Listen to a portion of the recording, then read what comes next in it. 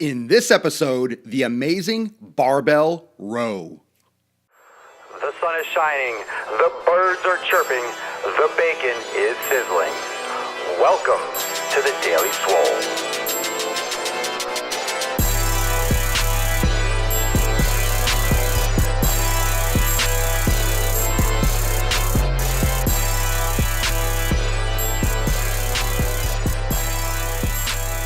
Welcome everyone to episode 183 of the Daily Mother Swole. Today's episode is the awesome, the amazing row your barbell. I like that, Mark. The barbell row, the amazing barbell row. First point I want to make is that the barbell row is a back exercise. It's also a core stabilizer if you're doing the barbell row properly. I'm just going to talk about rows in general and different ways to do the row. First off, why row? It's a very functional exercise. You push with your legs, you'll pull with your legs, you'll push with your upper body, you'll pull with your upper body. So your body only has so many things it can do in different ranges of motion, from the left to the right, twisting, pushing, and pulling. So when you have basic principles, of course you combine these things in different ways and you get, rotational to the left and rotational to the right. Yeah, Matt, for sure, do them today. I might do them today too. What's going on, Brandon? Or Brendan on Facebook Live.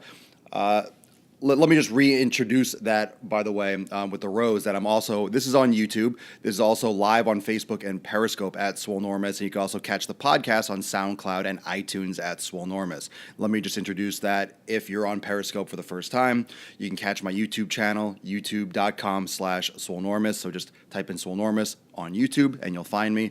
The link is in my Periscope profile, also on Facebook Live, and you'll find all these episodes on YouTube and SoundCloud and iTunes if you want to listen to them. So the row is a very basic exercise. You're pushing, you're pulling, you're rotating, you're doing all different types of things with the body in different planes of motion. You can move to the front and back, you can move side to side, and you can rotate. So the row is a very functional exercise in what we call the sagittal plane, moving front to back. It's a basic pull, it's very basic, and the bar is just a literal straight bar. My screen name is Swolenormous on Facebook. Swolenormous, you can just click on my profile while you're watching me live. So a barbell row is literally a straight bar. You could use this with an easy curl bar. There are different shaped bars, so you can find one that works best for you.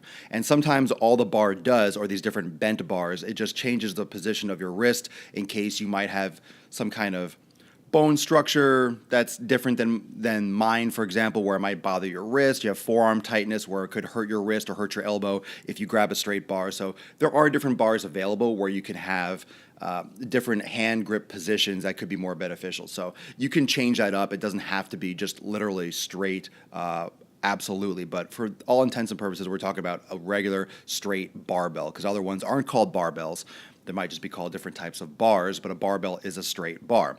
It's a compound multi-joint movement, and what that means is you're using more than one joint. If you're doing a bicep curl, you're only using the elbow joint, but if you're doing a barbell curl, you're using the elbow joint, the shoulder joint, and actually you are using other joints isometrically, such as the hip joint, the knee joint, because your knees are bent slightly, but they're locked out. They're bent, but they're isometrically tense, and the hip joint will be bent and flexed. You'll be leaning forward slightly, but they'll be isometrically stabilized because you're not moving the hips, you're not moving the knees, but they are bent and the muscles are engaged. So it's a great core activation exercise or core stress exercise, because the base of your core, being the hips, is engaged and being worked. Anytime you do a barbell row, you want to keep the bar very close to your body, drag it up your thighs and pull it right into your hip bone. You don't want to lean too far forward and put the pressure more on your lower back.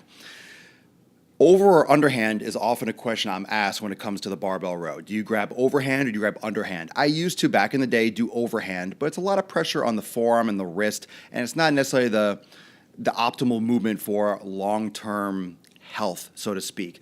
I prefer generally underhand grip. I find it's easier to grab. I like underhand just from a balance or from a functional standpoint, I feel like I get a better retraction. I don't curl the wrist as much, so there's less forearm flexor activation. And anytime you're using your forearm flexors too much and there becomes an imbalance, you can get tendonitis on the inside of the elbow and shit like that, and it sucks. And you don't want to go down that road. But if you have any tendonitis issues, you can look at my Daily Swole, where I talk about tendonitis, I talk about the flex bar and how to fix issues like that if they come about. But if you can avoid them, you want to avoid any kind of forearm pain, forearm tendonitis at all possible. And a lot of these things, a lot of these injuries, such as tendonitis, such as pain, if you know the warning signs and you're aware of yourself and you know what your limits of your body are, you can catch these things early. And anytime I have pain or discomfort, I back off or I start adjusting things right away because I know long term it's going to be better for me. You start pushing through and, I can deal with the pain, or I can go around it and I can suck it up and, don't be a puss, I can do it. That's when you start getting hurt, and that's when you start getting injuries. You can do a barbell row. You can also adjust it. You could do a cable row. You could do a machine row. But a barbell row is like a basic exercise. This is like the kind of classic stuff you'll see back in the day when Arnold and Lou Ferrigno and Franco Columbu. This is an ancient exercise. It's just one of the basic things, because back in the day, you only had a bar. And it just goes to show that you don't need fancy equipment to get big. It's not so much that you need new tools. It's that you need to use the old tools better. You need to push yourself more. It's like that with anything. You don't need as much material or as many tools as you think you do to produce any kind of result. You just need to work harder, and you need to be more creative, and you need to just push your limits of what you got even further. So that's like, it's across the board with any career, any interest level. Just think about what Michelangelo and those sculptors used to do. They didn't have a Michaels where you can go and get art supplies. You had to literally use rocks and chisels and all the ancient. They didn't even have they had candlelight.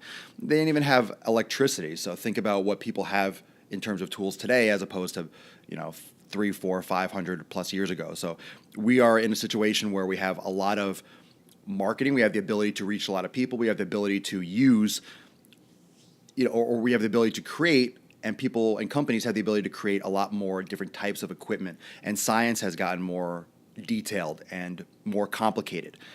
And we are being fed the idea that we need more, that we need things, that we need to buy this piece of equipment, that we need to buy this exercise band, that we need to buy this exercise, machine. And that's not always the case. Doesn't mean that they're bad, doesn't mean that they don't work, but do we need them? Are we getting the most out of what we already have and that we already are using? So that's something to keep in mind. Don't always look for the next thing in terms of fitness equipment. The body hasn't changed. Fitness equipment is changing. So the body hasn't changed in thousands and hundreds of thousands of years. There's no need to go getting all this extra fancy stuff if the other things have been proven to work. Barbell is basic. Keep it close to the body. It's a compound movement. It's a great total body exercise, believe it or not, because you're stabilizing your core and your hips.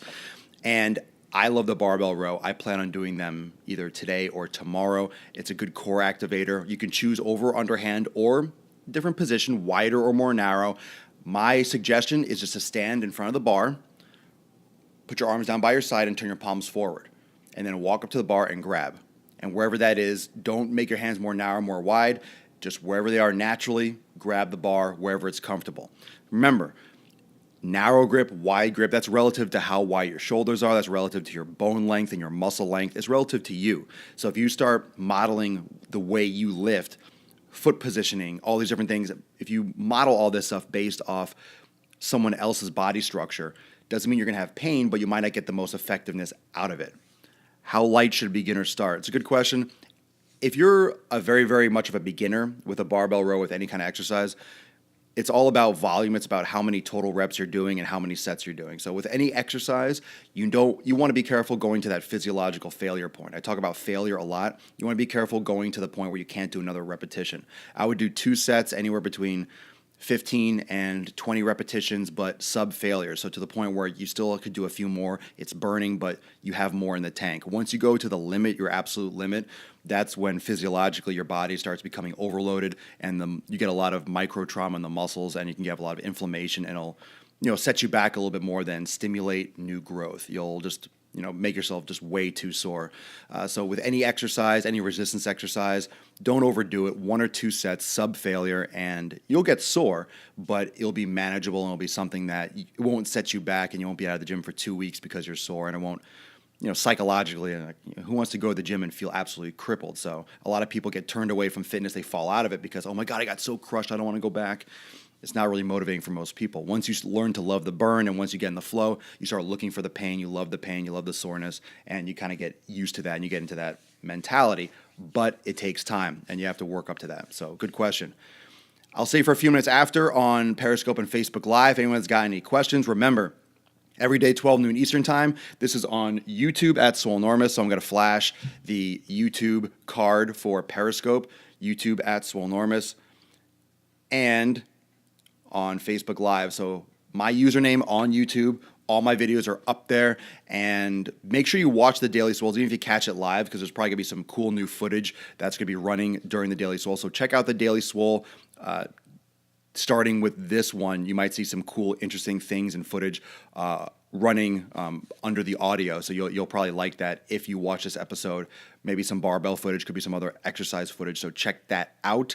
It'll be a great accompaniment to the live broadcast, and also live, of course, on Facebook at Swolenormous, Periscope at Swolenormous, and you can catch the podcast on SoundCloud, iTunes, and Stitcher. So you can catch Daily Swole. There's 183 episodes, so if you're just joining me, make sure you check some of those out. You can also follow me on Instagram and Snapchat, Musically, any of those social media platforms. Just type in Swolenormous and you'll find me. Thanks for joining me for episode 183, and I'll see all y'all tomorrow at 12 noon Eastern time for 184. Enjoy the rest of your Saturday. Down here in Florida, it's a little bit rainy, so stay dry and stay huge. Ho, ho, ho.